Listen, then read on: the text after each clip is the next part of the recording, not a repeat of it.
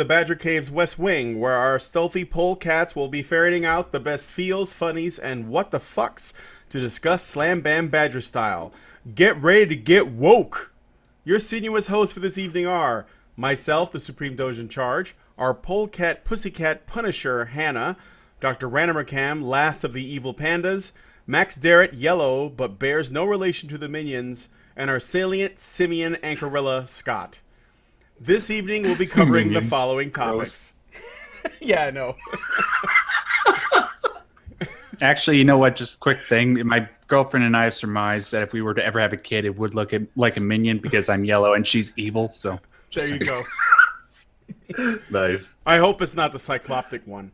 Otherwise, you guys might need to get your gene pools looked at. This evening we'll be covering the following topics. It's not just about ethics in games journalism. It's about free Kekistan and the leader of the free world. The mainstream media takes potshots at Pewdiepie, but is he playing in God mode? Ivy League University Yale, as in its never-ending quest for equality and social justice, has a student group trying to force fraternities to admit women members. Frats must now realize that Yale is not about creating an intellectual space. It is not. It is about creating a home here. The mainstream media once again is working to ruin the life of another dissenter. The target this time? The dangerous faggot Milo. Lastly, since the release of the Twilight fanfiction turned middle-aged minge moistener 50 Shades Darker, ushers and theater employees have reported findings in the theater while cleaning up after the show. I'll save you guys the cringe until later. And finally, our bonus story for the patron-only after show. Professional blogger and bookworm feminist Just Jill has cracked the video game's code. And no, I don't mean up, up, down, down, left, right, BA, start, select. I mean the burning questions that we all need the answer to. If men are all sexist against women, then why do they play as female characters? Well, it's because they're sexist. If you want to enjoy further personalized discussion with the Badgers on select topics, consider becoming a patron at www.patreon.com/honeybadgerradio. Now, here is Max Darrett with our first story. Can a movement strive for two things? Max. Yeah, we got some shit to talk about today, ladies and gentlemen. So let's just start with this one just to build up to the one thing that I guess is on everybody's mind. So last week, Vice, the outlet, posted an article titled, "Under Trump, Gamergate Can Stop Pretending It Was About Games." The article was written by a man named Emmanuel Mayberg, and in it, he tries to argue that the circles that were and are now associated with Gamergate have devolved into areas to discuss Trump and quote-unquote poning SJWs. For this reason, we should completely dismiss the argument that it was about ethics in games journalism in the first place and continue to characterize the movement as a far-right, alt-right invention, according to Mr. Mayberg. Granted, what Gamergate has evolved into is a discussion that is no longer surrounding ethics in games journalism, but more so, on how radical leftist ideology is infiltrating journalism and politics. The reason why this is the case, though, is because Gamergate already won the battle of ethics in games journalism, according to many who supported the movement in the first place. This is an opinion held by many people within the GG community, as well as by its lead voices. Though, conveniently, Vice exclusively mentions the lead voices who have far-right politics like Mike Cernovich and Milo Yiannopoulos to try and paint Gamergate as such. And they completely neglect to mention people like Sargon of Akkad, Leo Pirate, the Investigamer, Shoe on Head, Chris Ray Gunn, Jenny Barrage, Mercedes Carrera, and many others, all of which are self-described liberals, and all of which who believe that Gamergate has achieved its goals, as far as I know. As for the accusation that people are going after SJWs solely now, and that people are leaving Gamergate as a consequence of this, yeah, well, this is a natural consequence of most movements when people have gotten what they can out of something and then decide to leave. From the beginning, Gamergate was about ethics in games journalism and an end to agenda pushing, right? And there are people there that still want agenda pushing to stop. And so they've taken it from games journalism to, as Emmanuel says, plain old journalism. Guilty as charged. Now, what's the problem there? Is it the fact that because the media largely has a left-leaning bias that you're criticizing Gamergate as right-leaning? Well, that's profoundly stupid. There are other elements to this article that the panel shall discuss now. Who wants to go first? Me? Go. You? Well, one thing just to say right off the bat is it's funny that actually I'll be talking to Brad Glasgow later on tonight. We're doing an episode of Big and Robot, and we're going to be talking about this specific subject. But Emmanuel had actually emailed Brad for comment on this because Brad he was a poll researcher basically, not poll politics, like not like the board, but polls, like polling researcher. So he talked to Brad about information regarding like the poll that he sent out, the Gamergate poll, like trying to figure out what the political leanings were of people within Gamergate. And it was funny because he never actually used any of the quotes that Brad gave him. And if you read the guy's article, I don't think he really understands how far back this goes. Gamergate didn't just happen in 2014. This was a cumulative thing that has been building for the better part of a decade. Well, actually longer than a decade.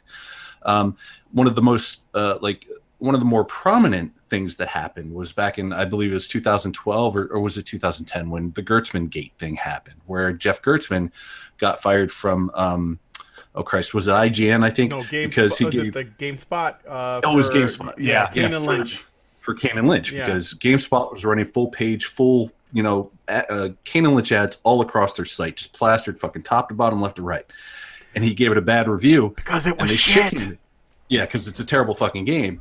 But he got shit-canned because he gave it a bad review. And people fucking flipped their shit about it, and rightfully so. So this has been going on a lot longer than this. So we have people like Emmanuel here, Mr. Myberg, who are getting in on the tail end of this and trying to pontificate about these things that he obviously doesn't know the history of, and that there is a very long history that led to this point. So I kind of look at the skewed article, the article as being very skewed, because it is. When you look at it, he quotes Catherine Cross, but he doesn't actually quote Brad in the thing where he went to get information from. So I think he has a very, very clear bias in what he was doing with this, and a very cursory understanding of the events of Gamergate and the things that led up to it. So sure. I'm just kind of tired of this shit. Frankly, I'm sick to death of it. Like they will not miss an opportunity to use any boogeyman that they can, like and tie it to Trump or Gamergate at this point. Apparently, like anybody that was involved in Gamergate is the worst fucking thing on earth, and it's exhausting. It really is fucking exhausting seeing this shit. You know, you've made a huge impact when they do that, though. I mean, that's like that. You can't get a better sign of our success than to have like unrelated people saying shit like this. Right. And I want to point out this discussion, the games discussion, the invasion of telling people what to do, the invasion of, this environment has to change to suit the special snowflakes and so on. That discussion has been going on. It went on in the men's rights subreddit years ago. 2012, David Futrell, at the time his blog was called Man Boobs, wrote an article about a discussion that was taking place that week in the men's rights subreddit that I was part of. Actually, he quotes me in his article in my old account that's shadow banned now, and so that's the only way I can find that quote anymore is on his blog, if I didn't have it bookmarked. But there were several people talking about their experiences with this, and at the time I didn't really refer to myself as a video gamer because I'm not. You call me a filthy casual, and I'm more of a retro gamer, so I didn't want to give people the impression, that I would know everything they were talking about if they talked about the games that are coming out now and, the culture of like hardcore gaming and everything, because it would be dishonest. But I also talked about like my experience with RPG gaming. And so this has been under discussion for quite a while. But it's funny because I listen to this stuff and I think, yeah, nobody ever said things like lamestream media or otherwise criticized the establishment press for being biased and pushy before Gamergate came along, right? That stuff that all happened before 2014 doesn't exist now because Gamergate. And nobody ever noticed before that these people were lying to us. It was Gamergate's fault that they lost their, they basically lost their ability to lie to everybody for money and to get away with it. I mean, come on. This type of criticism has been going on since there's been media. Yeah. And they're just now figuring out that people are mad about being lied to. Well, maybe we did them a favor. Could there be? Well, it's easier to ignore it before without the internet, though. Yeah. Well, I was just going to say, because yes, this sort of stuff has been going on for a long time in terms of criticizing the media. Could there be something? I think there could be something unique about video game culture and the people that typically become extremely enthusiastic about it. You know, they become hobbyist, enthusiast collectors. They know the games inside and out. They know the specs on their consoles or their PC or whatever. They have a deep understanding of the people who work at the companies, who the best developers are, who the artists are, all this. And they also are very cognizant and aware of how much money they spend on these things. And I think that there's something about that culture that tends to they hold on to this stuff, you know, like it's very important to them. And so as a result, if people who they're supposed to trust lead them astray or are dishonest with them or lie to them or don't follow through, they're more likely to respond, you know, and say something. Whereas the average person, if you ask them how much do they trust the media, they might say, well, I don't really trust them that much, but they don't really feel the passion to go and do something about it. They almost sort of accept it, like if this is just the nature of the beast. The media is dishonest. Well, I guess I'll just sort of deal with it, or I'll try to figure out what the truth is on my own, or maybe whatever's happening in the world is not that important. I'm sure somebody else will take care of it. I don't need to speak out. Whereas gamers, you know why that is, Brian? What? Why? Just really quickly, is because gaming media is meant to be a buffer between salespeople trying to sell you stuff and consumers and the you know. Yeah, basically. Sorry, it's stumbled there. Yeah. Whereas, like when you look at the mainstream news, though, they're not really trying to sell you. They're just they're selling you things. They but are. Not like yeah, but that's what I'm saying. They're selling you ideas. Yeah. You don't get the same. Like I see what you're saying, because usually you wouldn't assume or you wouldn't think that the mainstream media is selling you anything, but they are. No. Like they, usually it's a candidate, or it's just they're just trying to. I mean, in the cases where they're dishonest, like I wouldn't assume that sportscasters that are just reporting on what happened in the game and showing the highlights are going to try and spin it. I also don't think weathermen are trying to do this stuff, but.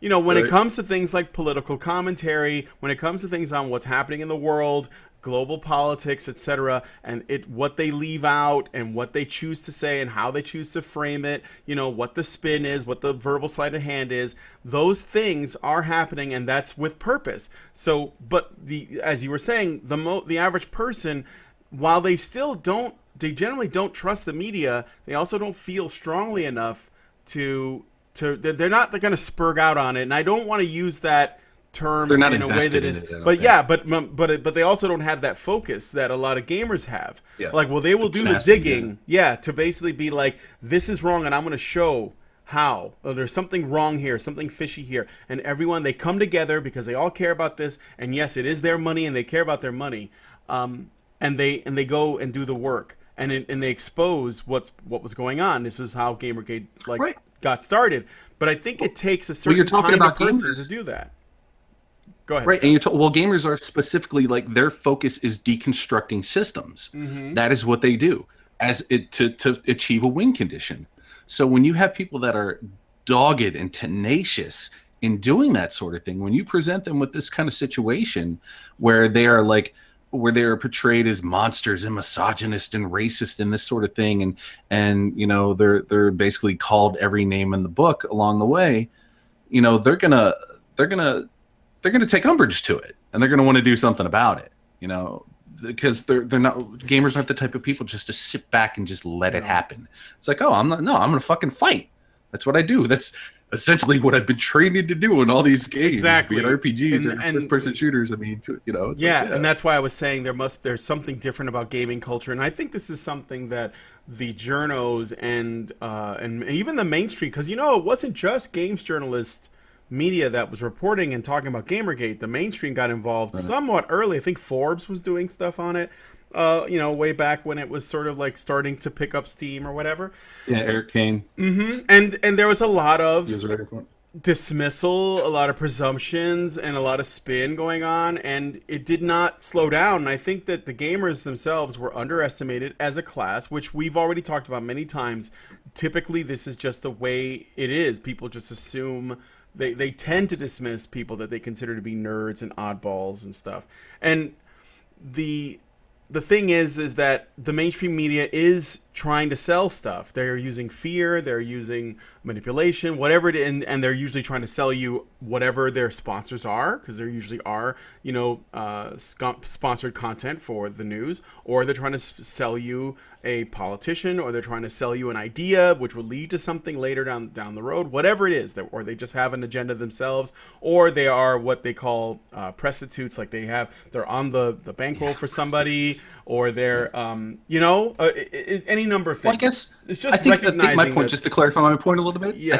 I think with games journalism though, it's a more personal sales thing. For sure. It's not this just amorphous like just product placement kind of thing. We're talking about a very specific niche focused kind of sales tool within games media and what they're doing. It's like, because gamers are focused on games. Yeah. It's like you look at the nightly news, you're seeing cars and politicians and sodas and fast food and this, that, you're seeing a myriad of different things. Whereas the gaming thing is very specifically focused. For sure. I agree. And the only thing I just wanted to, the reason why I brought it up is that it's absolutely true. There is something personal, and it's also relatively clear cut. If you were into I don't know, like motorcycles, and you got motorcycle magazines, you would have an expectation that the people that you are spending your money on just to consume their product of the magazine, they're going to be honest with you about what it is they're going to talk about. And if you find out that they're full of shit, which if you're really into motorcycles and they aren't, you'll find out right away,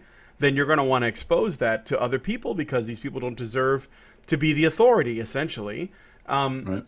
And I guess people just, have to kind of recognize that while this is definitely true of any sort of what you would call niche journalism that exists to usually sell a product or it's surrounding some kind of interest, this is also, the standard should also apply to mainstream journalism as well, obviously. So, and I want to say one other thing too. When I was looking through this article, there is definitely some correlation between Gamergate and the Trump presidency, because all of it's connected. It all comes down to the same root, basically. It's all about the dishonest journos. Like, there was a time, and I know I don't want to stay on the Gamergate topic for too long because we have a lot of other stories, but there was a time I remember during Gamergate, which obviously is not an organized, movement. It was just a hashtag that people used to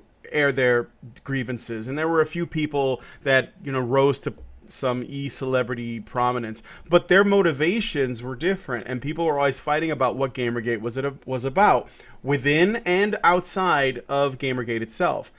And so I think that from that you were going to get all these different sort of sub factions. Like, I don't know if you remember, but there was a time where there were people that the only thing they cared about was the ethics, and they just wanted to the websites that they trusted to sort of change or at least announce that they had friends in the industry or whatever their connections were with people, and that had satisfied them. And then there were people who were like, the root of this problem is the social justice and feminism stuff. I want that out of journalism, period. And that was their focus. And then there were the people who thought that for them it was an opportunity to use their political interest to create, to sort of like, tempt people to their side of the fence, as it were. So that was like opportunist types like Mike Cernovich and Milo, which, I know that that's what they were on.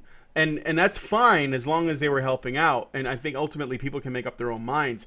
I don't necessarily think that's amoral. I think that was just their approach. There were people who really got split up over all this and about what it is, how to proceed. And so the fallout of that was inevitably going to result in, Milo's going to become popular. He was going to use it to become popular. Mike Cernovich used it to become popular. Vox Day used it to pick up, some cred or whatever. But then on the other end of it, Sargon used it to get really popular, and Harmful Opinions got really big, and lots of other people, even we, because we got it kind of swept up in it with what happened at Calgary Expo. These are just, in some cases, they're planned out things. In some cases, they're just side effects of it.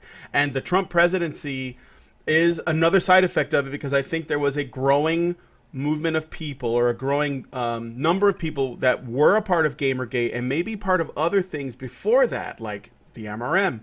And they were getting sick and tired of all of the corruption and all of the cronyism going on in journalism. And they wanted to strike back. And maybe for them, the presidency was one of those blows, like Brexit before it. So I don't think I don't think these things are separate. I just don't think they're as, I don't think that they're as connected as the author thinks they are. I think this is more about. Think so either. I mean, there's commonality between them, but I don't think they're directly connected at all. Right. No. It's kind of like, oh, well, I like chocolate cake. Oh, well, you like chocolate cake, so you can't like other things. But what? That doesn't make any sense. It's like, right. You're going to find people that are in Gamergate that are politically active. I mean, and vice versa. It's just, it's just the way things are. It's, people don't just survive on chocolate cake or oranges or whatever it is. You know what I mean? It's just like, there's going to be some crossover. So. And if you put oranges on your chocolate cake, there's something wrong with you. No mixing of oranges and chocolate ever. Yeah, what is that about, right? Ew. Pineapple pizza ass shit. Hey, there's a country where there's a leader in the country, I think it was Iceland, said that if he had the power to just make the laws himself, he would outlaw pineapple pizza. So even national leaders are getting involved in that controversy. He's got my vote. All right, so the other Pizzagate. Right. Yeah. The only real Pizzagate. The one that just has to do with pizza. Right, there you go. All right, so let's move on to the next story. Scott, if you could, old media versus new media. Okay. Let's see. Felix Schellberg, better known as his online handle Pewdiepie, is the undisputed king of YouTube, clocking in at over 53.5 million subscribers. He's well known for his over-the-top style of gaming videos, which involve hyperbolic reaction and lots of screaming, a style which has been duplicated by countless other YouTubers hoping to carve out their own empires. But over the last few months, some of his videos have taken on a different tone. Roughly around the rise of YouTube's ever-increasing push to censor their own platform, Felix's content shifted to more politically incorrect, shock humor sometimes invoking Nazi imagery, but always in a very tongue-in-cheek manner and always aimed to take a shot at YouTube and the media. However, this did not sit well with the dinosaurs that refused to die, known as the traditional mainstream media. Not knowing what to make of Felix and his antics, they locked into attack mode and began to write article after article, decrying him as every ist and ism they could think of. Instead of backing down, these attacks served only to embolden Felix, who pushed the envelope even further with every new video. Their attacks culminated with an article published on February 14th by the Wall Street Journal. In this article, the journal takes credit for being the ones to drive Disney to sever all ties with the YouTuber after showing them several out-of-context videos with Felix either making seemingly anti-Semitic statements or displaying Nazi imagery. Not only did Disney pull up stakes, but YouTube has also removed him from their preferred ads program and have canceled his YouTube Red series. Undaunted by the dishonest attacks, Felix rallied against the Wall Street Journal and found himself with an unlikely ally. Pretty much the entire internet. Some of the constant stream of lies and mischaracterizations emanating from the mainstream media, internet personalities such as Philip DeFranco, Marcus Notch Pearson, Anthony Fantano, John Trandafari, and Stephen Boogie 2988 Williams banded together to voice one common message: we support PewDiePie. Felix went on to personally respond to the Wall Street Journal, summing up his thoughts personally towards the end of the video. I'm still here. I'm still making videos. Nice try, Wall Street Journal. Try again, motherfuckers. All right. Bam! Yeah, mic drop. I don't want to mic drop my mic because it's kind of expensive. Anyways. You know, it'd be funny if PewDiePie decided to go to another video format besides, platform besides, thanks for that, but besides YouTube, because he's big enough that he could make the platform popular. Mm-hmm. Any place he goes, he's going to take all his viewers with him, and other people would head for that platform specifically because he was there.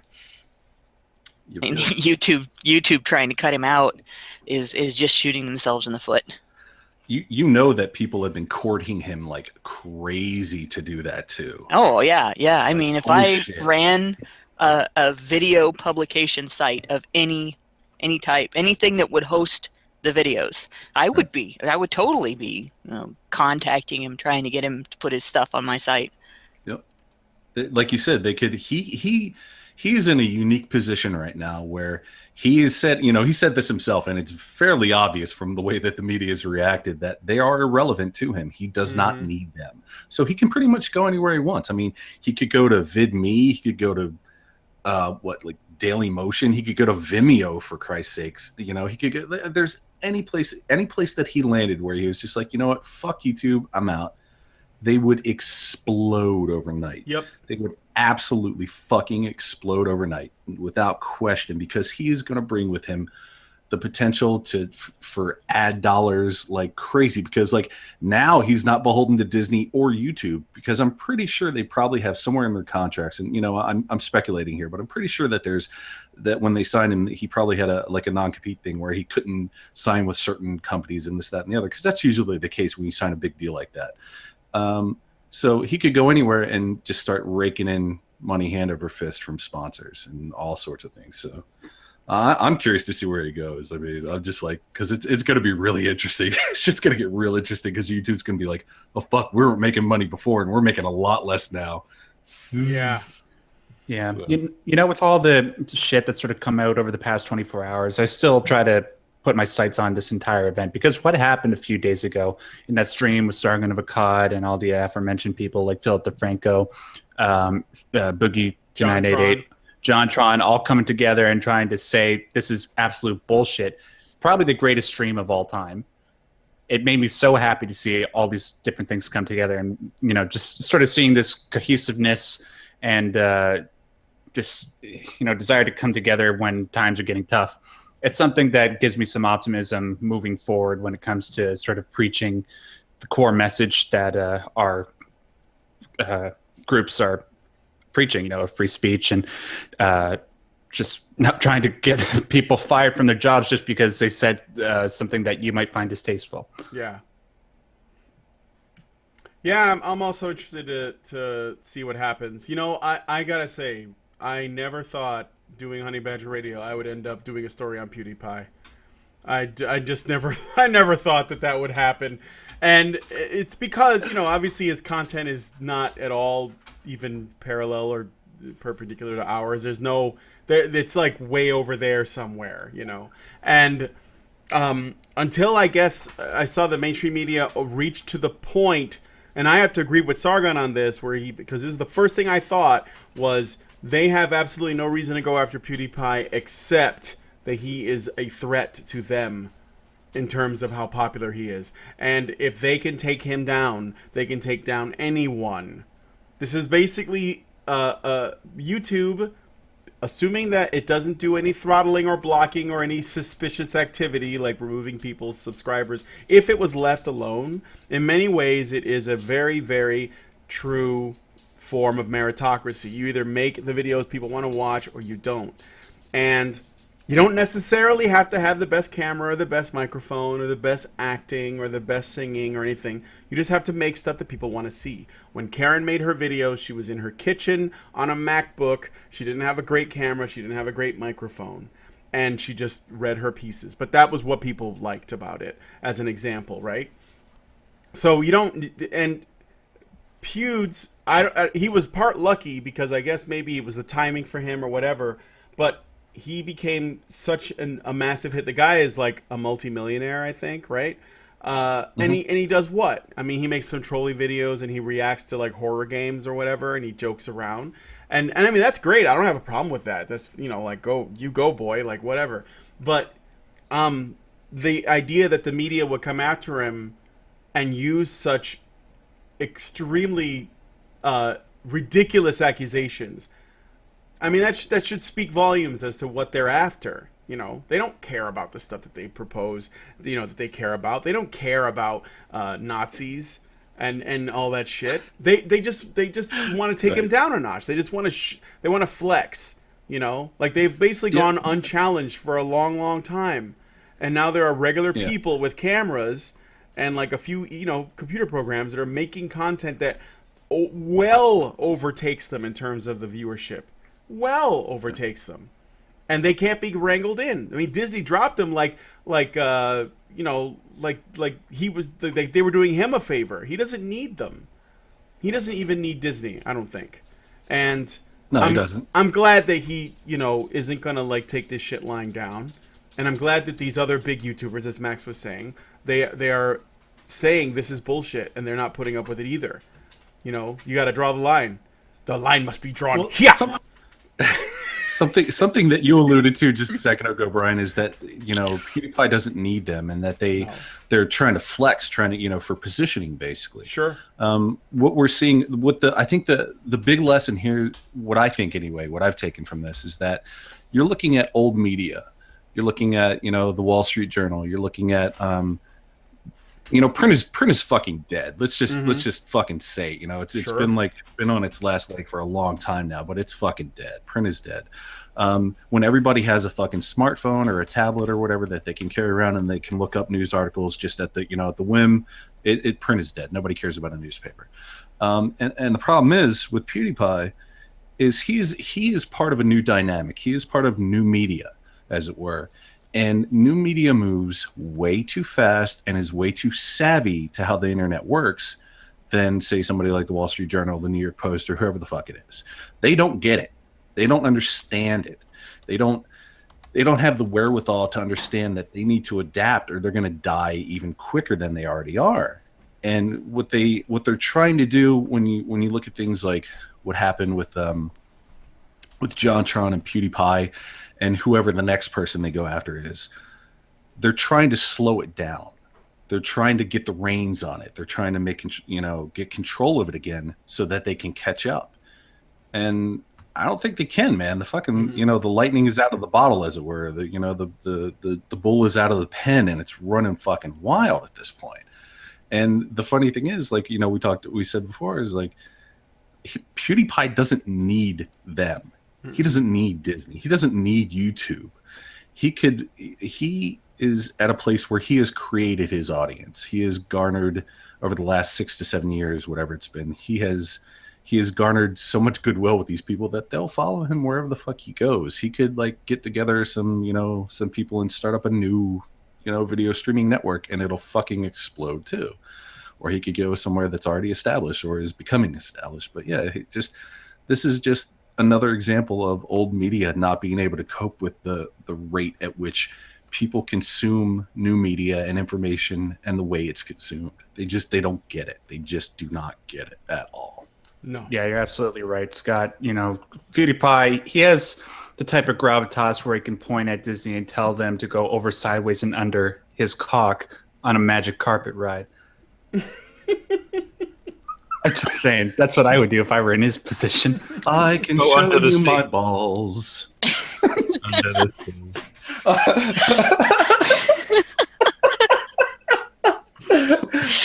Oh, you mean like as in a cock? The sea. Oh. No. Under my sea.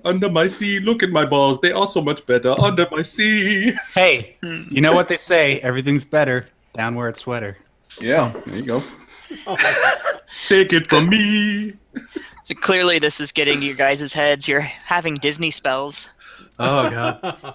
I love musicals. What can I say? I do. I fucking love Aladdin. Oh, I love Aladdin too. I just love that movie because it was great. That's one of the few. Like, there's not a lot that Disney does that I love. There's a lot that Disney does that I'm like, oh God, really? And so I just sitting here trying to imagine the Disney version of PewDiePie. And Oh, you know what? That brings up another thing real quick. Another quick thought. It's funny because we look at entertainers doing this kind of stuff where he's making jokes based around Hitler and stuff. You don't see people losing their shit anytime Mel Brooks goes on the fucking Tonight Show and pulls out his comb and does the little Hitler mustache thing. Nobody fucking goes crazy about that. Why? Because Mel Brooks is not a relevant media personality. You gain nothing by attacking Mel Brooks. But the funny thing is, though, the irony is that the way Mel Brooks is loved by the public, so is PewDiePie by their fucking kids. Yep. Oh, but And you know, it's just like, it's funny, Scott, you should mention that, but wasn't Sarah Silverman dressed up as Hitler for an interview not too long ago? Okay. I mean, right? obviously, she was, doing satire She's a Nazi. and making a point, but yeah, I mean, she wore a uniform, so I think that should make her a Nazi too. I'm just saying, She's a fucking collaborator. Is what she is. But, okay, so I don't know what else there is to say about this, so I guess we can move on to the next story, the one about Yale. Ladies and gentlemen, Yale. I don't need to say much more than just that word, right? To conjure up cringy internet memories about how it's not an intellectual space. Yeah, it's about creating a home here. How do you not get that? Okay. Anyways, for the sake of the show, I had to give more information as to what Yale has gotten itself into this week. So check it out. A Yale student group named Engender. You just know exactly where this is going, don't you? Oh, yeah. They are invoking the Title IX legislation to force fraternities to admit women. They are citing Title IX as well as internal Yale policies in order to prohibit discrimination based on gender. And so we'll try to issue sanctions against male-only, obviously, fraternities. As for why the reverse can't be possible, letting men join sororities, get this. Will McGrew, co-director of the Engender organization, said that unlike fraternities, exclusively female groups are intimate associations and don't affect social trends at the university in the same manner. For this, I have to say only one thing. Anyways, this effort is likely going to fail anyways, because according to the Title IX manual, quote, exemptions include the membership policies of certain university-based social fraternities and sororities. Ultimately, this story looks like it will become a long-forgotten blip on the horizon and might, in fact, deter future students from attending Yale if this shit keeps up. So, fellow honey badgers, please permit me to mute my microphone and laugh while you take over. Oh.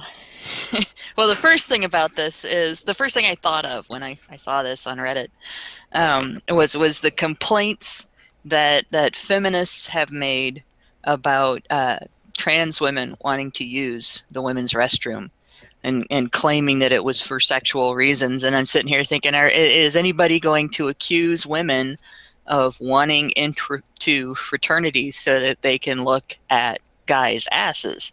Are they going to get in there because they can, and now they're sleeping in the same house with these guys, and in the houses you don't have your own bathroom usually. It's just like a dorm. You get shared bathrooms, so obviously these guys, these chicks just want to use the same bathrooms as the guys, and so on. And that was the first thing I thought of. Well, the second thing I thought of was, if fraternities allow women, then sororities will no longer be needed and should all be closed. And the competition should be just to get into the fraternities. And if you don't, cut it, you can't get into the fraternity, then you're shit out of luck.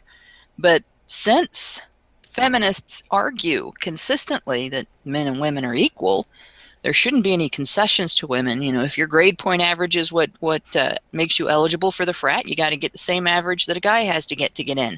If your athletic prowess is what makes you eligible for the frat, well, then you got to be as good to your team, as good in your sport as the guys are in theirs to get in, and so on.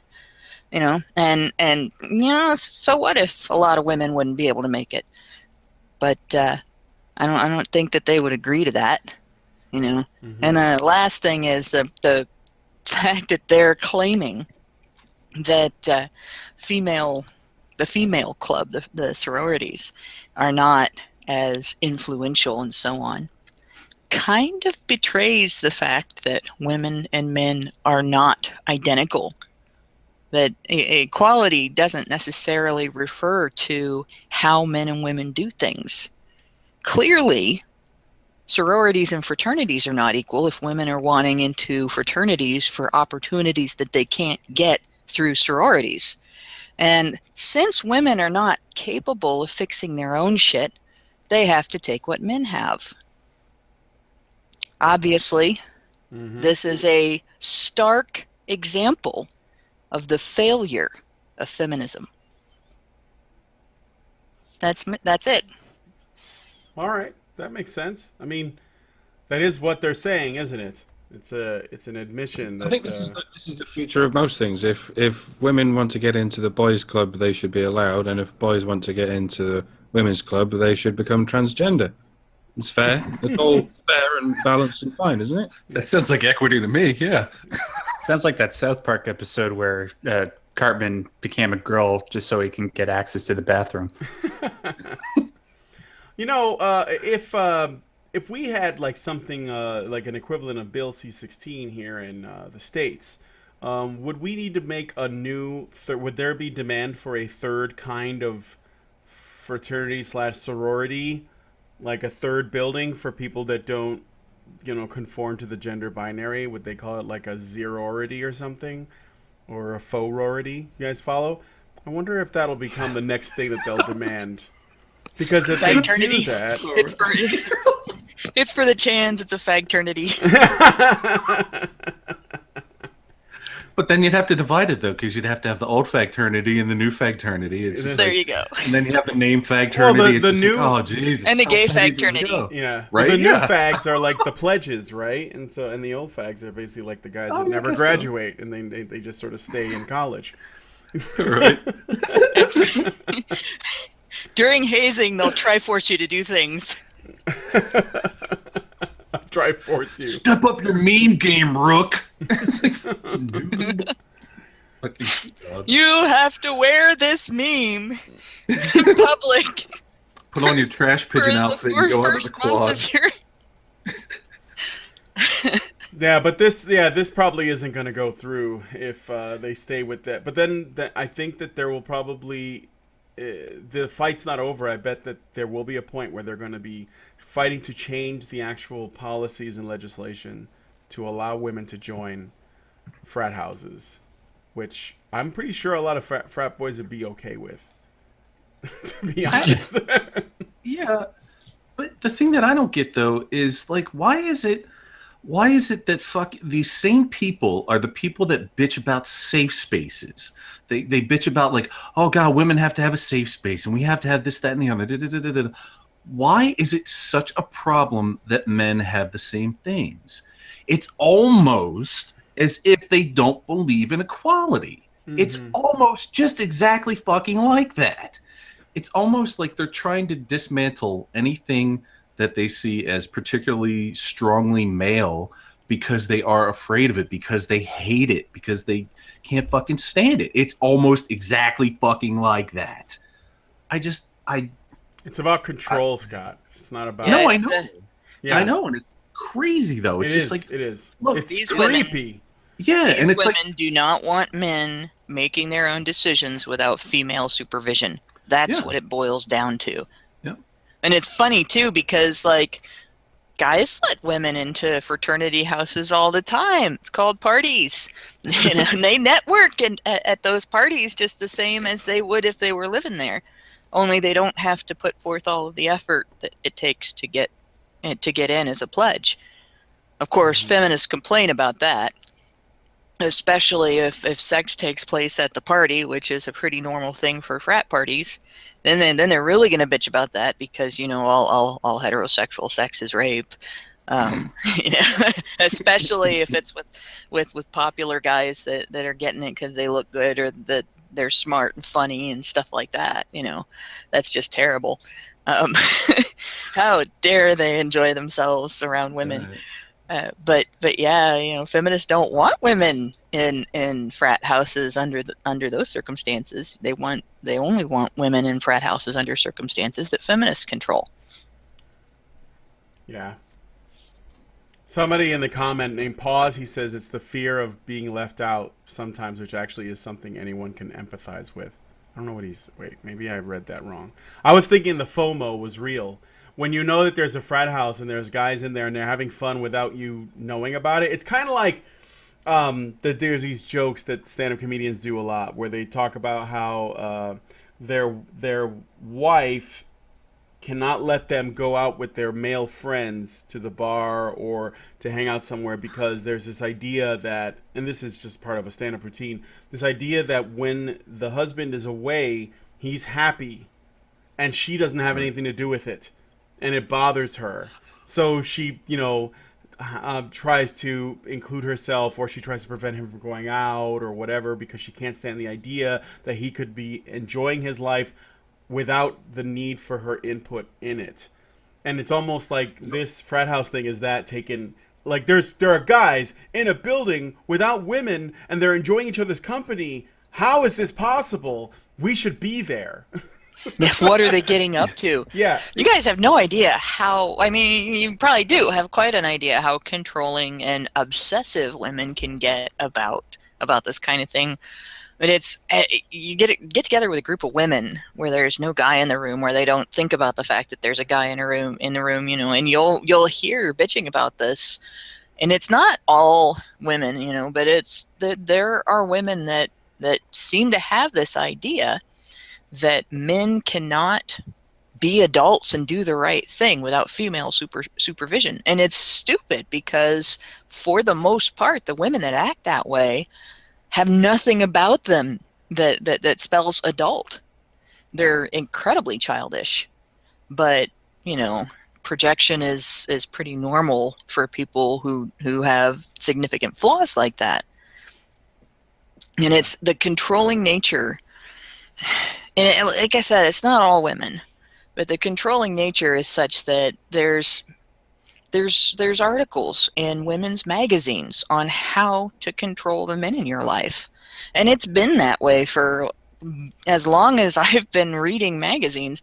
It got to the point where I just didn't bother reading any magazines that were specifically for women, because the majority of what was in there was stuff like that and a bunch of frivolous crap, and occasionally you'd get a good recipe for something. And that stuff, I find it horribly offensive, but it's actually normal. It's not disapproved. It's not, well, some women act like that and we can't stop them from acting like that because they're assholes and every population has assholes. No, it's the norm in women's media. Mm-hmm. That makes sense. Okay. So unless there's any other comments about this story, the Yale story, we'll move on to the next one.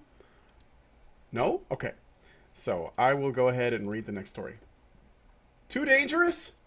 Fresh off his controversial appearance on HBO's Real Time with Bill Maher, Milo Yiannopoulos finds himself in the middle of a media firestorm. The provocative public speaker and editor for Breitbart News has been painted by various media outlets as being pro-pedophilia. Their proof? A handful of innocuous statements, a couple of dark humor jokes, and a few quotes blown out of proportion or purposefully stripped of context. The source of these include past appearances on Joe Rogan's podcast, The Joe Rogan Experience, and TJ, the Amazing Atheist, Kirk's podcast, The Drunken Peasants. During both podcasts, Yiannopoulos discussed the sexual relations he had as a teenager with the Catholic priest who was in his late 20s, all while maintaining his typical nonchalant cavalier attitude, even going so far as to crack jokes about his situation. Yiannopoulos also stated that he did not object to the current age of consent laws, and also felt that he, in regards to his case, was an outlier. Perhaps the statement drawing the most criticism is one he made during his Drunken Peasants appearance, where he said, quote, "I think in the gay world, some of the most important, enriching, and incredibly life-affirming, important shaping relationships are very often between younger boys and older men. they can be hugely positive experiences, end quote. Milo clarified his statements later in a post on his Facebook page, saying that he, quote, shouldn't have used the word boy, end quote, and that the relationships that he was referring to were, quote, relationships between younger and older men that can help a young gay man escape from a lack of support or understanding at home, also stating, quote, I was not talking about anything illegal.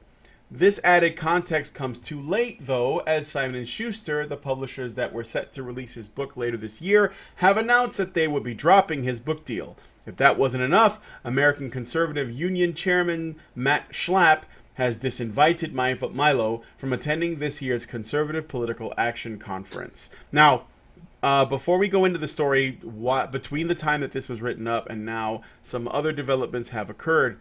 One, I think that's very important, is that Milo no longer works at Breitbart. He has resigned from Breitbart News and is no longer a part of that. And in addition, he is looking at different publishers. He has gotten offers, so his book will still get made, printed or whatever, one way or another.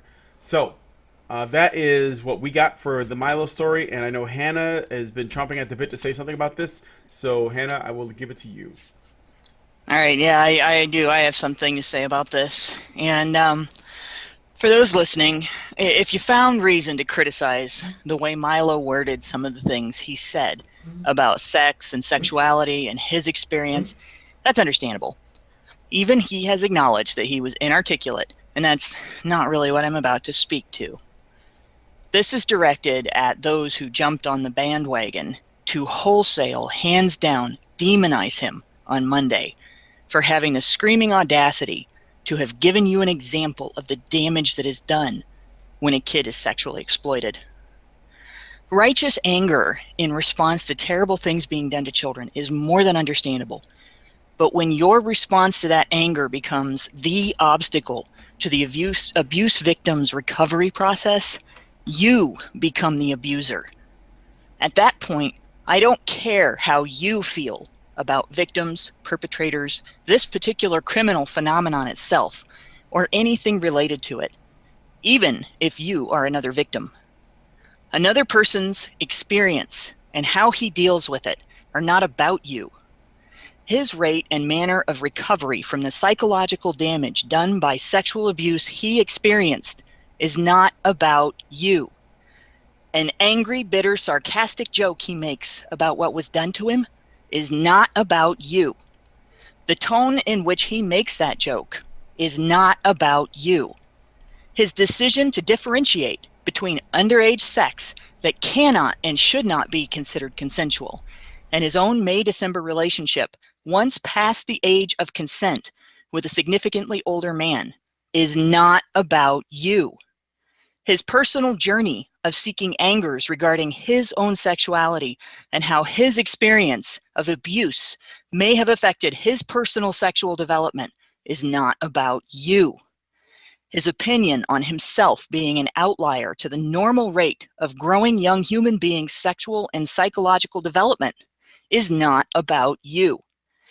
It is not pedo-apology to acknowledge that child abuse alters the child's development. This is part of why sexually abusing a child is understood to be such a reprehensible act. Being sexually abused during one's childhood or early adolescent stage of social emotional development has an impact on the rate, direction, and nature of one's social emotional development. That is part of how we are wounded when we are exploited during a time in our lives when we're not sexually or emotionally developed enough to handle the degree of nature of intimacy in a sexual interaction with another person. In fact, it's vital to the recovery of the victim to acknowledge and consider that. If we cannot attest to our wounds without your only response being public shaming for their nature, scope, and messy manifestation, how the hell do you expect us to ever heal? The kind of hysterical, knee-jerk reaction to the, by the way, false presentation of Milo's words exemplify a significant part of what keeps victims of childhood sexual abuse from seeking and obtaining therapeutic treatment for the damage done to us by our abusers. This is not your political or emotional playground. This is our lives, our experiences, our pain, our derailed development, our demons. What do you think would ever possess us to talk about our experiences and the wounds they've left on us when we know that purportedly well-meaning virtue signalers are going to react to our objection to having been exploited by exploiting any inarticulateness in our describing of it for good guy points? What the hell do you think you're doing when you engage in that behavior? Do you think you're protecting victims? Because you're not. You're driving us deeper into the shadows where we can avoid being psychologically eviscerated a second time by the sharp edges of your black and white mentality. And really, that suits the interests of those whose fellowship is built around sexually exploiting children and young adolescents, because it keeps us, both the victims and society in general, from engaging in the very much needed discussions which could lead to a productive and efficient approach to preventing future abuse, the thing that should be the ultimate goal of any public discussion on this topic. We know child abuse of any kind is reprehensible. We know what a violation it is, and we know the harm it does. What we don't know is why it's more important to the public to wallow in outrage over that than discuss prevention. Which do you care more about? Your own self-righteous, self-indulgent virtue signaling, or protecting kids from sexual predators? If you have listened to everything I've said, yet are still unwilling to consider the possibility that demonizing Milo may be unproductive and an unjust reaction, if you're too offended at the idea that such narcissistic posturing detours from pathways to prevention, for you to recognize, for you to engage in discussion without demonizing a recovering victim for the way he talks about the problem and its effects, then whether you admit it or not, the self-indulgent path is your answer. And if so, congratulations, your mudflinging is the utmost in underhanded pedo-apology. Your form of exploitation is no more kind to those of us who have been victimized than that which you profess to hate. I am a victim. I'm a recovered victim of childhood sexual abuse. I was around 5 when the molestation began. I support Milo's statement that age of consent laws are right. I support Milo's right to his own recovery from the abuse he experienced. And I support Milo's right to talk about his experiences and their impact, even inarticulately, without being trampled by stampeding virtue signalers on their way to the virtue points feeding trough. How dare you, you self-aggrandizing, cannibalistic pigs! Well.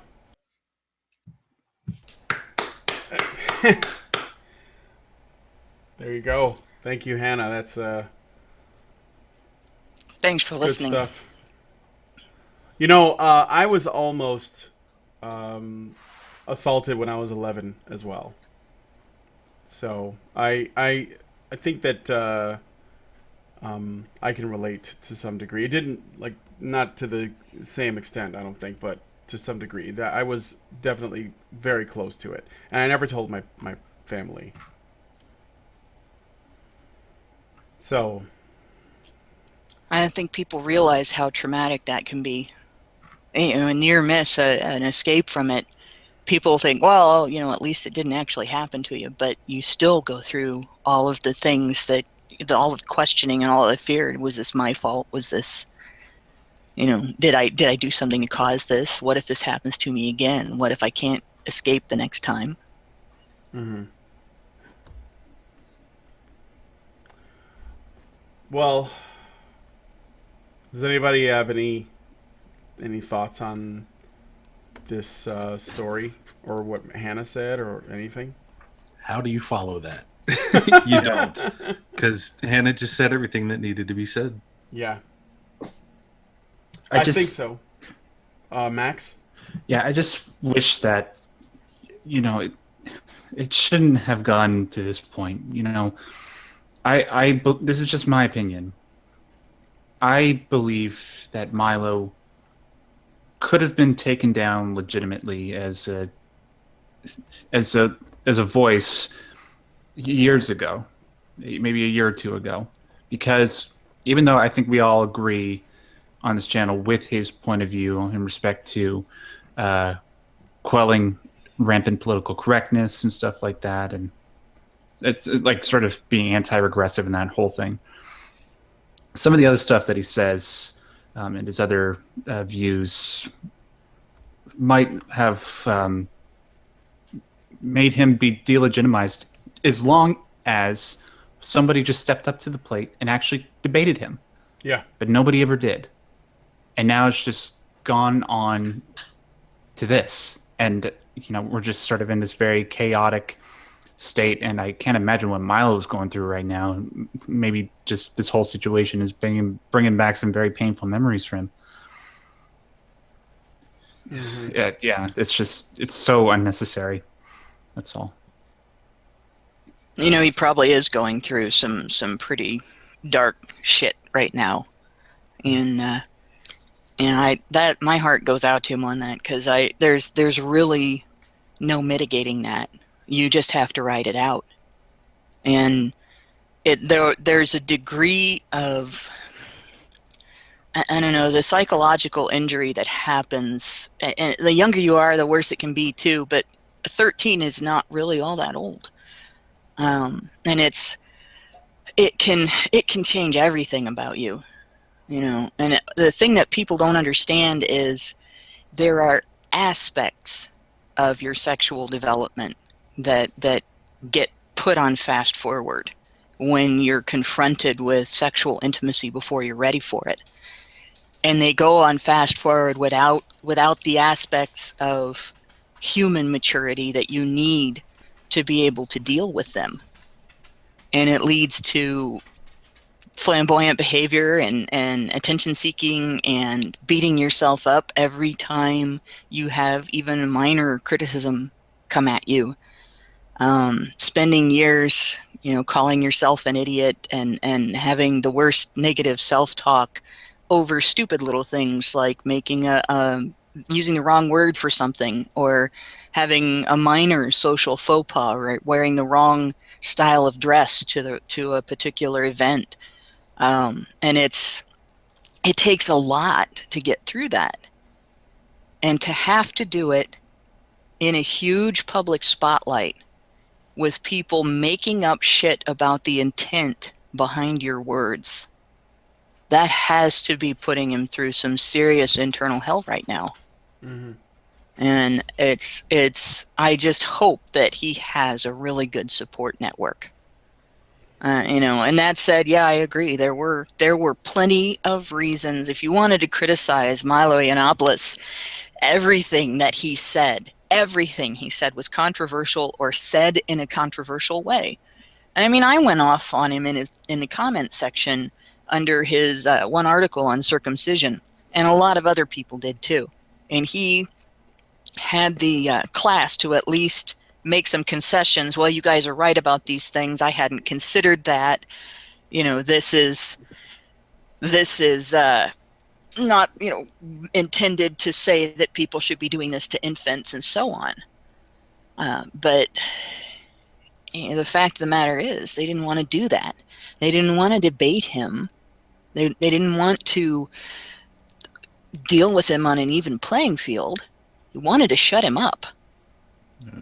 And this is the wrecking ball of false accusations. Mm-hmm. It's the easiest one to kill somebody's capability of being heard with. And that's why they used it. Well, they've been going after him with everything else, though. They've been calling him a Nazi and a this and that and the other. And that stuff didn't stick, and he just kept getting more popular and more popular. So, sadly, everything is, the internet never forgets, as is said. And, they started digging and looking for any little granule of anything they could to, put his feet to the fire, as it were, or throw him into the fire, actually, not even putting his feet to it, but just throwing him right into the fucking funeral pyre, basically. And regardless of your personal opinions about Milo, or mine. You know, the the fact of the matter is, when you look at situations like this, and you look at the thing with PewDiePie to a much lesser degree, obviously, because it's a much less serious instance. There's an incredible lack of empathy and excuse me, and understanding. Um, you know, it's like when if you're familiar with these kind of situations and the kind of effects it has on a person, you can look at Milo and you can see that he has some of the classic kind of, not warning signs, but kind of manifestations of behavior, like Hannah had alluded to earlier about like the flamboyancy and some other things, and like having known people that have gone through similar things, I could see that very clearly with Milo. And the problem is, though, he somewhat made his own bed, though, in this regard, because he has created a situation whereby he has made himself so unlikable that people felt okay with going after them, and they lack empathy, and it just kind of sucks. You know, it's a really shitty situation, because it's not an easy thing to break down, because there's a lot of nuance to this conversation here. I mean, yeah, Milo is a shit. But he has also been through some fucking horrible fucking things, but that doesn't excuse his behavior now, and, you know, back and forth and back and forth and back and forth. But yeah, it's just, I wish people would kind of gain a sense of, like, I think something that we're really missing today, especially in media, is empathy, is common sense. And you see things like this happen. And, you know, I hope he gets his shit together. I hope this, you know, as much as I dislike him for a lot of things, I like him for other things. And I don't ever want to see somebody's voice silenced because people have a vendetta and they just want to shut them down, no matter who they are. I think that's fucking terrible. I want people to talk. I want them to have an audience. I want them to have a coliseum if they can get it. You know, speak your fucking words. Find people that agree with you and take that as far as you can. And if your words are good and if your ideas are good, they'll prosper. If not, they'll fall to the wayside and be replaced with something else. You know, so be it. But taking people down like this, it's just fucking disgusting. Oh, this is low. And you know, this is not about well, what Hannah said is something I'm not going to argue against, because I agree with her on all of her points. But the reason why I felt that this story was important has less to do with Milo and more to do with the media and their tactics and what they're doing and why. And that's why I find it's related to PewDiePie, even if the accusations are not the same, but the goal is the same. The media is destroying opponents, some of whom they feel are a threat to them, and some of whom they just want to be able to show that they can if they chose to. So if the media was, for example, able to take down PewDiePie, then they could say, look, we took this guy down.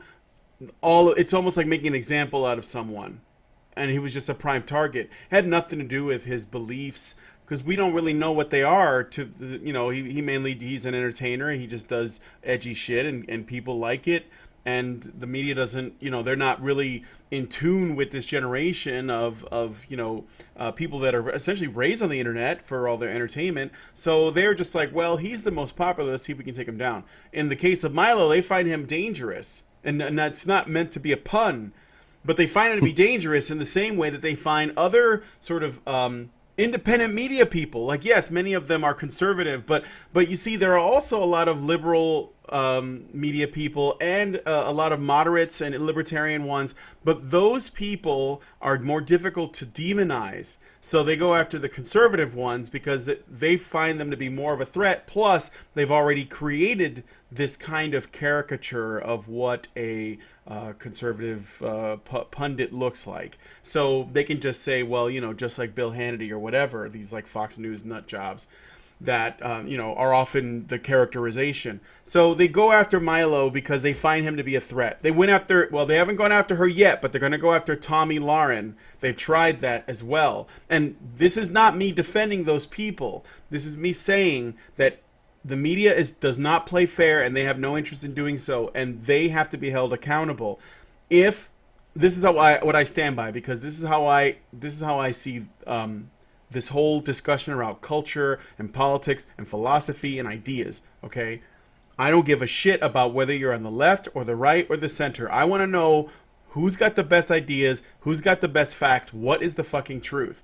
And the media is just, they're the worst at doing that. Instead, they say this is the story, and then they get rid of everybody they don't like that doesn't go along with it.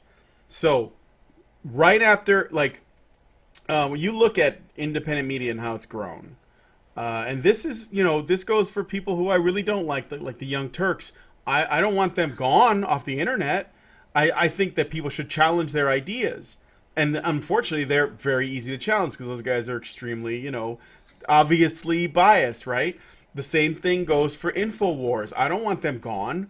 But if someone has better ideas than the ones that, say, Paul Joseph Watson puts out, then fucking compete with those ideas and give me the better ones. I mean, like, by and large, I don't necessarily disagree with him on most stuff, but there are some things where I'm like, okay, you're kind of overreaching there, dude, Paul. Just chill out, bro. But still, like, the content is out there, and I'm okay with that. And I think that it's really scummy that the media is going after people in a way that does not actually challenge their ideas. Milo has told people how to beat him, and they won't do it. They won't meet him on an even playing field. Bill Maher brought him on, and what he thought he could do is basically poke fun at him and make jokes at his expense, and then that'd be the end of it. And he didn't. I don't think that he did himself or Milo enough justice. Now, I also don't think that, I think that Milo could have performed better too, but I think that if he is low-hanging fruit like you believe, then it shouldn't be difficult to just, go high, as it were. Like, when they go low, we go high. Well, then go high, and then make the better argument, and let everyone see it, the millions and millions of people, and then just leave it at that. But no, it's not. That's not how it works, because they're not accustomed to that. The same thing. Trevor Noah did the same thing when he had Tommy Lauren on. I wanted to see them actually have a fucking conversation, but it wasn't that. It was Tommy trying to, like, make her points, and Trevor Noah taking everything she said and distorting it into the worst possible thing, implying all of her intentions, what her feelings are, and twisting her shit around. And obviously the guy is not a fucking newscaster, but people watch him as though he is. So, do you want to know why this is, Brian? If I may be so bold as to interject for a moment? Yeah. This is something that occurred to me today, and it's something I've been thinking about. We hear things like, oh, the MSN is the Democratic news, the Democratic Party's de facto propaganda wing, and Fox News is the de facto propaganda wing for the right. And what we're seeing is, and it didn't click until like the last couple of days, really. It just kind of solidified in my brain that we are seeing that is somewhat true. But the thing is that we're seeing more so now is that the news are adopting the political tricks of their particular parties. We're seeing it like before, it was the place of the news to report on things, to remain objective. That was what news was supposed to be. You didn't see people generally, I mean, I'm not saying across the board, but I'm saying generally they were taking the high road. They were trying to be above it. They were trying to just, put the things out there and let them, except for specialty news, phone news programs or whatever you want to fucking call them. They were trying to give you an unbiased view of things. But now we see, fucking what's his name, Chris what's his nuts from Maddo's show, talking about Gamergate is basically running Chris Hayes talking about Gamergate is running the country now. Yeah. And people on Fox News saying this, that, and the other, and it's kind of funny because it's become very, very obvious that they're adopting these old political tactics of just smearing the fuck out of their perceived enemies, be it PewDiePie, be it fucking Milo, be it whoever.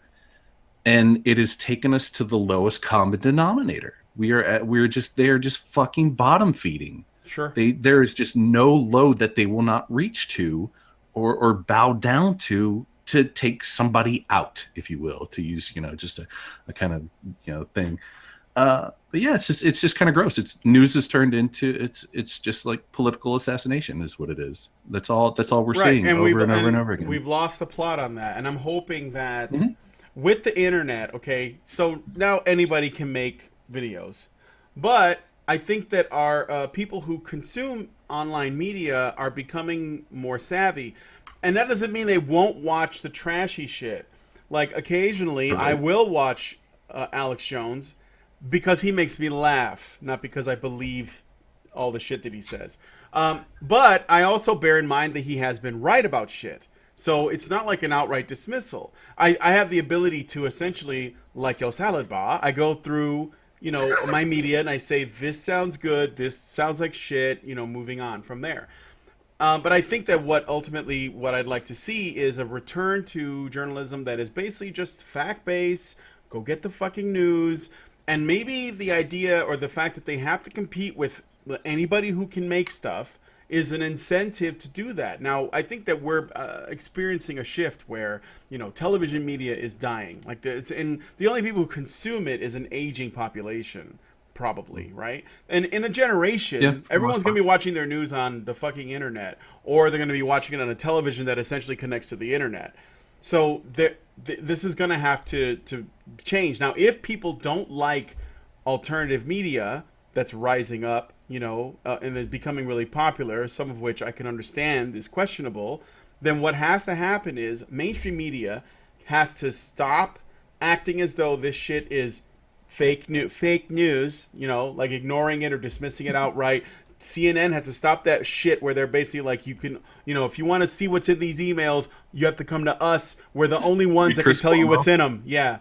Like, you got to stop that shit because people are not that stupid. And you're going to have to compete, because that's what I would like. I want all of them to compete, because then only the best that actually does shit right is going to come out on top.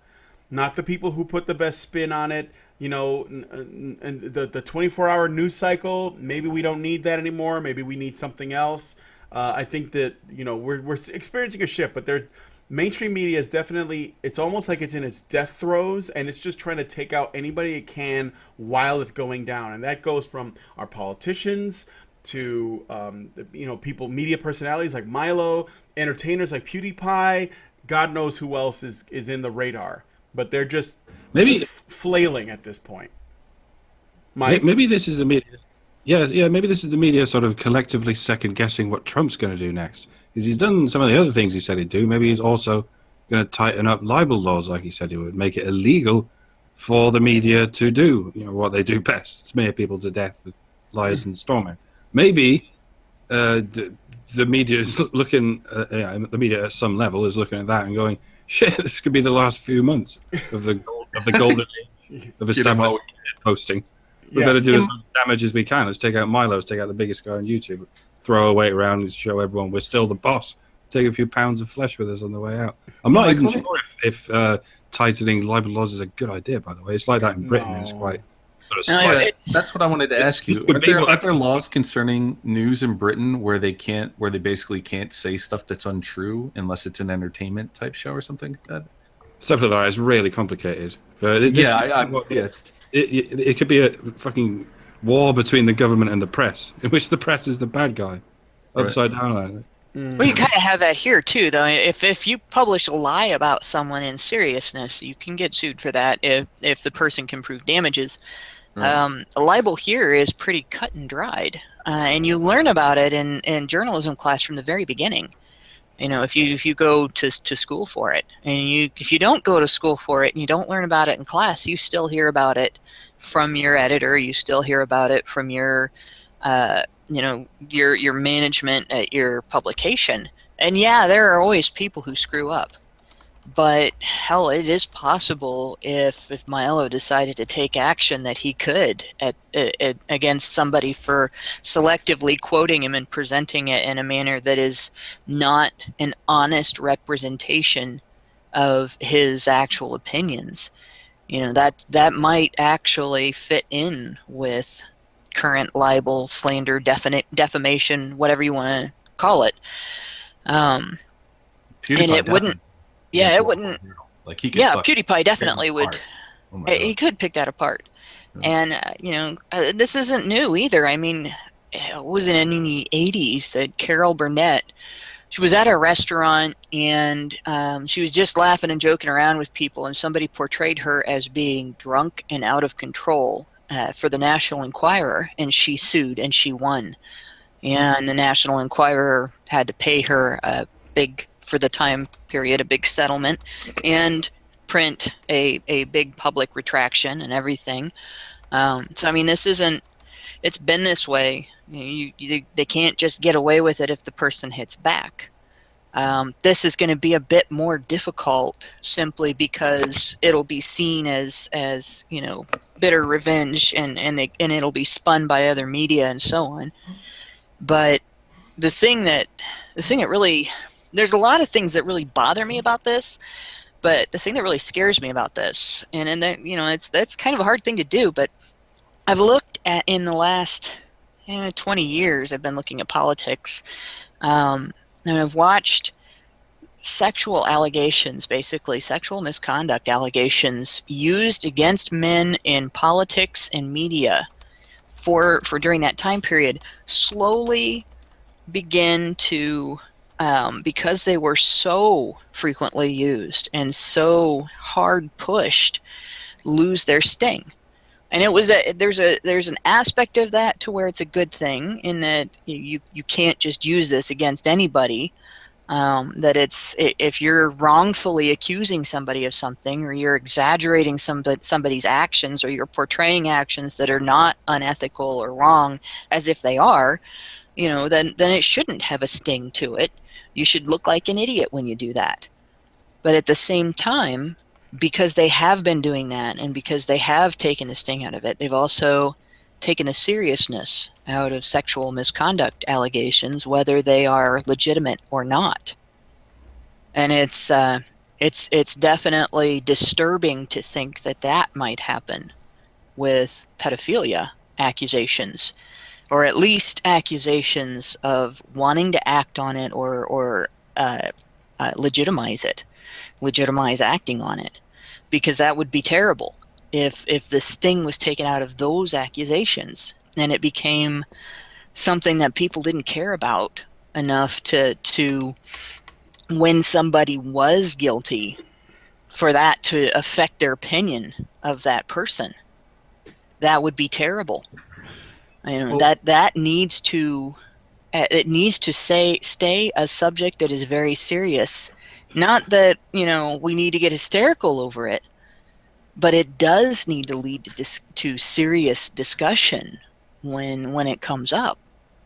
And it is very scary that that this type of thing could lead to preventing those serious discussions. Right. And just to bring up something really quick too, it's like we saw, to go along with what you're saying, we've seen over the last year or so where publications like Slate have tried to normalize the idea of pedophilia through a lot of the articles that they were putting out. I mean, just some things that were just fucking completely outrageous, that were absolutely unequivocally pro-pedophilia, written by pedophiles. And they were trying to normalize it. They're like, oh, it's not so bad. I'm not really a monster. I'm this, that, and the, it's just, so it's like you said, Hannah, like this is a type of language that we can't afford to let it become commonplace. It can't be just like, it can't be like the 7 words that Carlin talked about back in the 70s, and how all those 7 words, pretty much anybody says, they're almost all allowed to be said on TV now because they've become commonplace. It's these things they were taboo back then. Granted, they were just words, but we're talking about words that imply a situation that is a truly, truly awful thing. And we can't let that become commonplace. We can't let people normalize it and take the sting of it out of those words. It's a really dangerous game people play. And, we've seen it before. We've seen with words that just get thrown around, like rape. Rape is like, everything is rape. Any kind of penetration is rape. And, words are rape, online violence, and all this other kind of shit. It takes the sting of these words and it belies their real meaning and what is really implied by them. And I think that's very, very dangerous. Yeah, it is, and it's so hypocritical of the media to come out now, and after excusing and promoting and so on, to come out now and attack Milo like this. And there's discussion that needs to be had, and it's not it's not good that the way the media gives pedophiles that platform presents the proclivity as a normal thing and a healthy thing, because it's not. Mm-hmm. But it is good for the public to be aware of the mentality that goes along with it, because it does feel normal to them, and that's part of the problem. And a lot of people end up in that cycle because they were molested. Mm-hmm. And it's the research that I've been doing is like I looked into this simply because I kept wondering, why didn't that happen to me? Why didn't I develop that? You know, the more I learned, the more I wondered, how did I escape? And it looks to me like the reason that I grew up and turned out, I did go through a hard road of other problems, but I turned out to be okay. And I didn't ever develop an interest in any kind of sexual interest in children. It's probably because I was not raised in a violent environment. I was raised in a very nurturing and caring and loving environment where there wasn't somebody teaching me that love was a transactional thing, and there wasn't somebody teaching me that violence is the way that you deal with conflict or get what you want and things like that.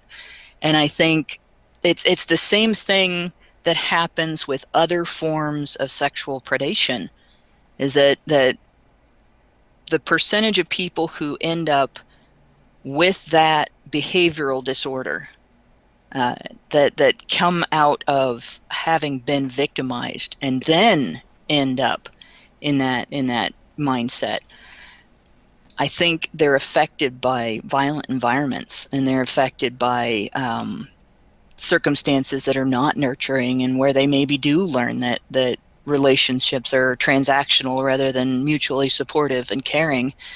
And it's we can't have those discussions, and we can't get to the bottom of that and see if there are therapies that can help people expand their ability to relate to other people.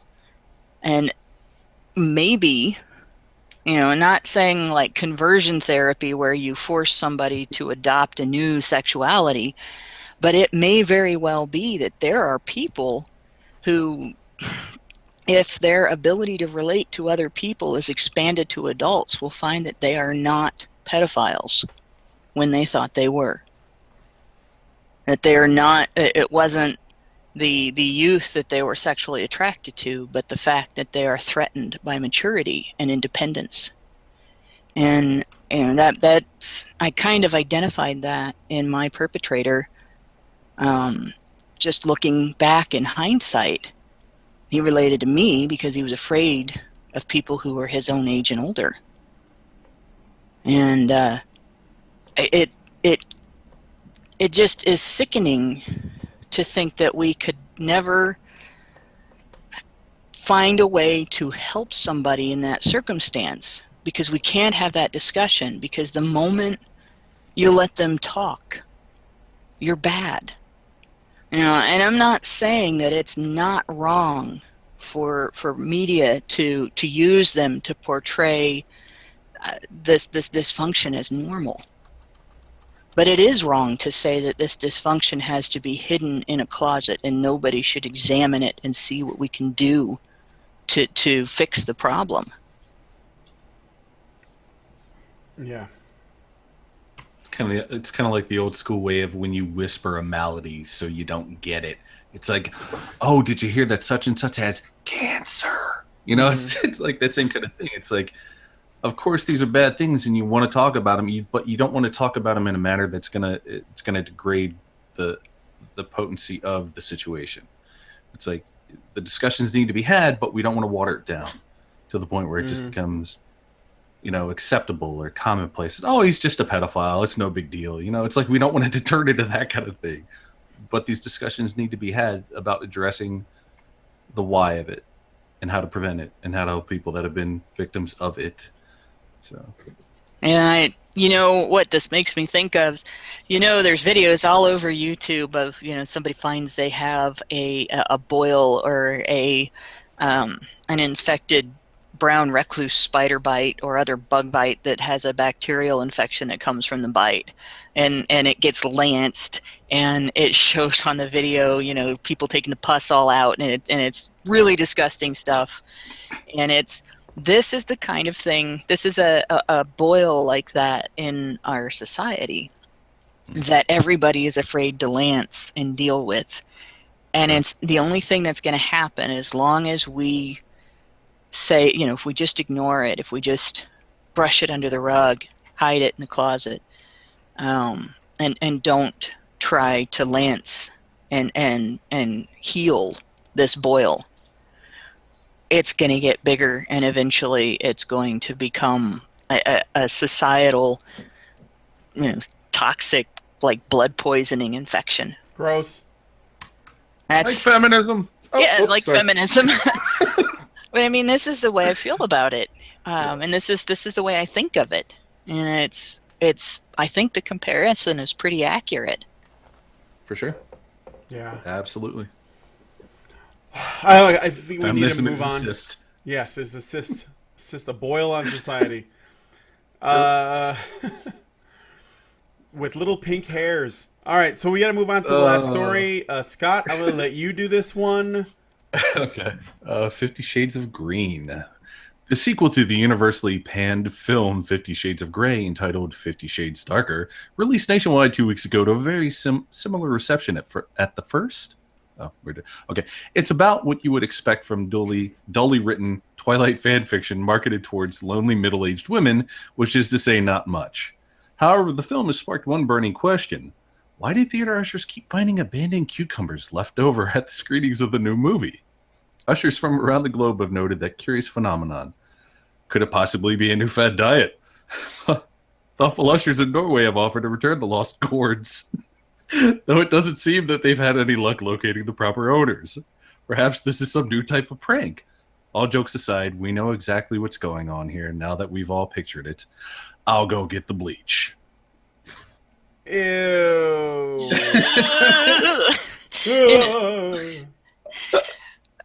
Oh God! I hope that we've mistaken a parody for a real news story. Yeah. Please tell me we mistook a parody for a real news story. Oh, man. I'm pretty sure it's real. There's actually photos of. Yeah, there are photos that ushers and shit have taken and uploaded to Twitter. And the one picture of the guy's just holding it in his bare hand, and I'm just like, oh my God! That's terrible. That's dangerous. It's got to be a joke. It's got to be a joke. That can't be. Is anybody really that dumb about bodily fluids today? Well, no, I mean, I don't know. They're finding it in multiple theaters with different kinds of seats. Now, it could be a joke. I don't know, though. I'm like, I don't know. That's gross. You know what? Actually, what gets me about this story has nothing to do with the cucumbers.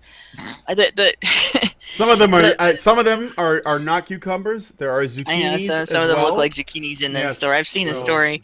Get your facts straight. We don't want to be fake news. And here's the thing: our last story, the Milo story, that was basically a story about our society fetishizing outrage, and it's how sick it is in our society that we do that, and the damage that it does, and the 50 Shades story is a story of our society fetishizing abuse. Because I remember discussing this when the first movie came out. Isn't the guy's proclivity in the story a result of his having been abused? This is, and here there's all these women going to watch a story of a psychologically damaged man who cannot have a relationship and who cannot have intimacy without living out the symptoms of his psychological damage. It's part of the reason, if I remember right from blogs I read back then, it's part of the reason why some parts of the BDSM community were so outraged over the story and how it portrayed BDSM. And this latest one, I've only seen previews 2 or 3 times on television, because I don't watch a lot of TV, and I don't know if they play it very often, or if it's not played very often because of the nature of the movie. But it looks like this one involves a past relationship that went sour, and an obsessive ex, and that dysfunction. So now it looks like they're fetishizing dysfunction even further. And just that we can get away with that in our society, fetishize dysfunction like that, rather than think of how sad it is that somebody ends up in that mentality, in that situation, and not have compassion and healing at the forefront of our mind, but that women would bring cucumbers into the theater and masturbate to it, and people would think it was funny that they were doing it. That's very sad to me. Have you seen the movie? Sad. No, I haven't seen the movie. A friend who was making fun of the horrible quality of the author's writing read me like 2 or 3 short passages from the book about the controlling the diet. But there's nothing about this movie that makes it my kind of movie. Well, yeah, I was just curious because I haven't seen it either, and I don't want to. Yeah. I just had a thought though. I wonder if part of the because I don't know the context of the story, but it just occurred to me. I wonder if part of the draw of it is because I actually had this girl that I dated one time tell me this. I wonder if the draw is finding somebody that's broken and trying to fix them. Yes, is that part of it? Absolutely. The broken baby bird. That's like that is the center of the whole thing, because he comes off as, she's the weak one and he's like the dominant, rich and powerful one, but she gets to know him and finds out that, he's really damaged and he's got all these problems and all that, so she fixes him. He's a project. Right. That's exactly what's so attractive about it.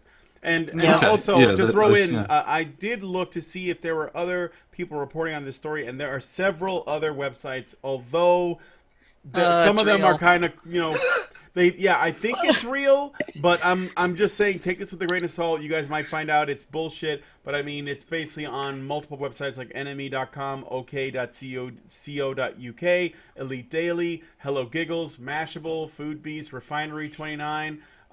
It's on metro.co.uk. It's on multiple websites.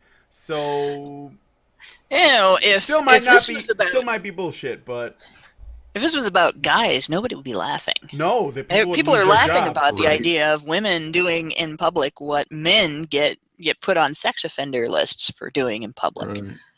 Right. That's pretty stark difference there. Isn't that cute? No, it's not cute.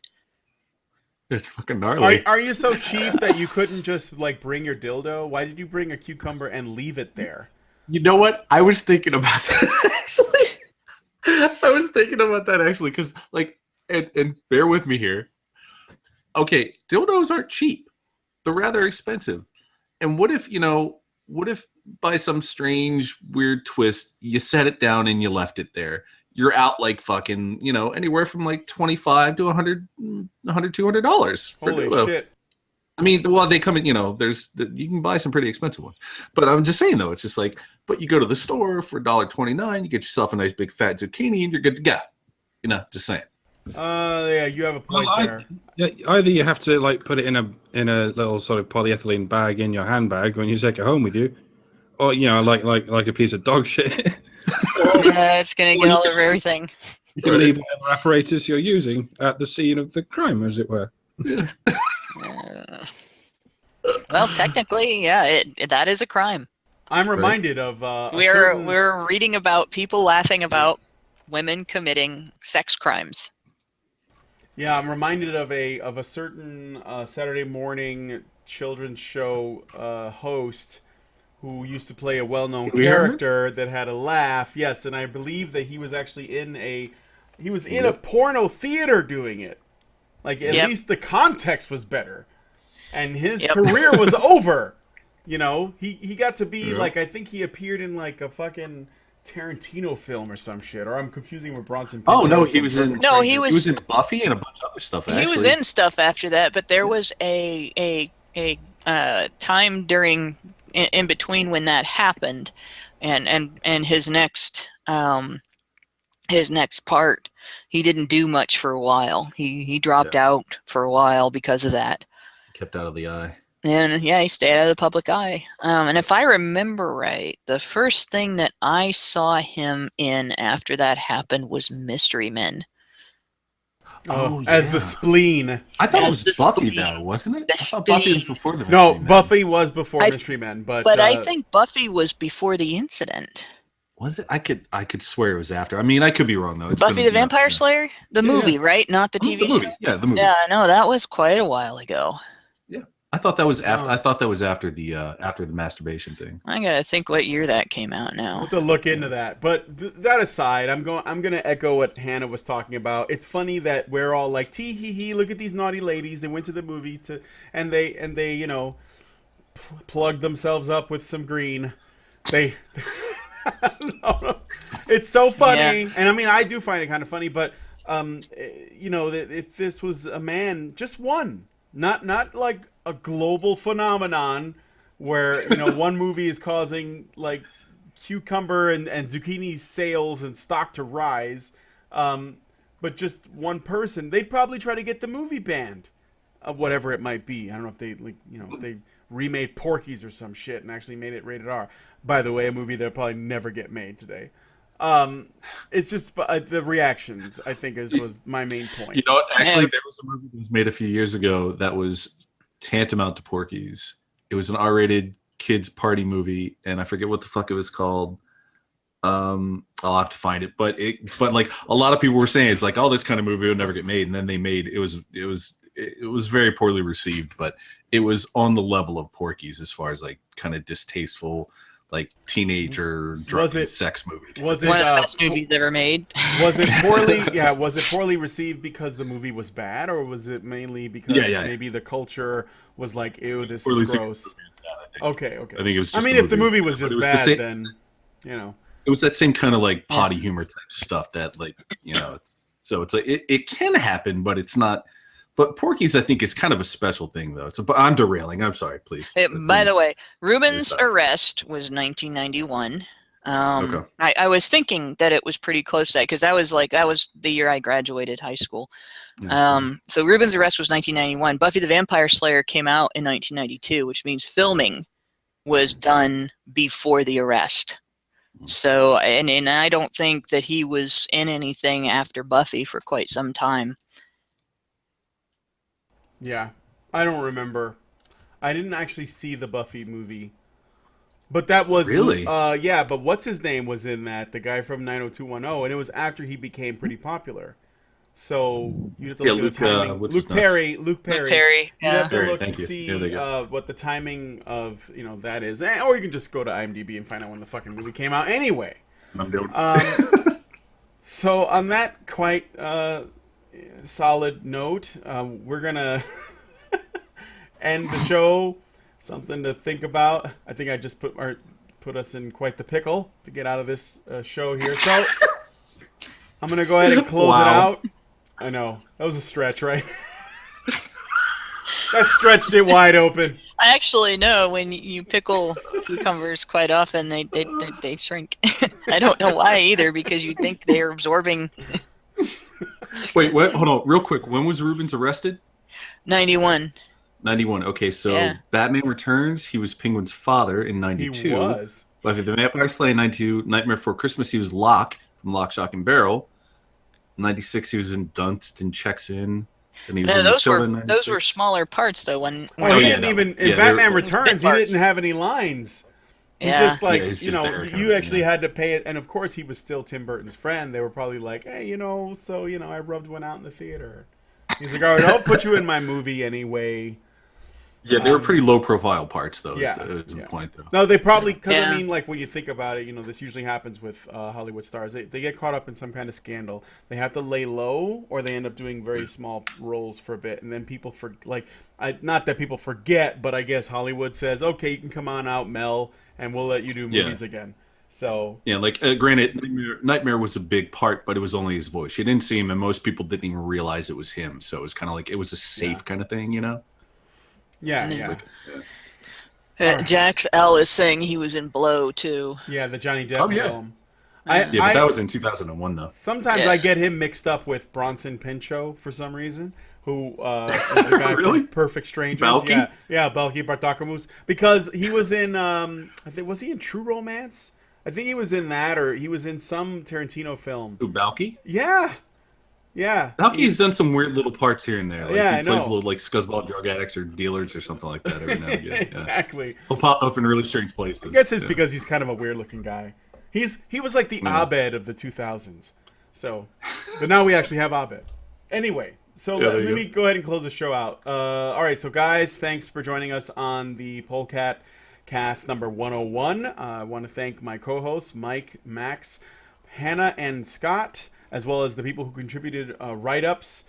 That would be Mike J, not our Mike, but another Mike. El Kemlo and Max, of course, because he's always helping us out with that stuff. So now we're going to go ahead and move on to the next and the last story for the bonus after show by Just Jill, called The Real Reason Men Play Video Games as Women. We hope that you can consider becoming a patron, and you can join us either in the show or at least join us for the live stream itself and talk in the comment section. So I just want to thank you for that again, and we're going to take off. Please consider becoming a patron, www.patreon.com/honeybadgerradio, and have a good night.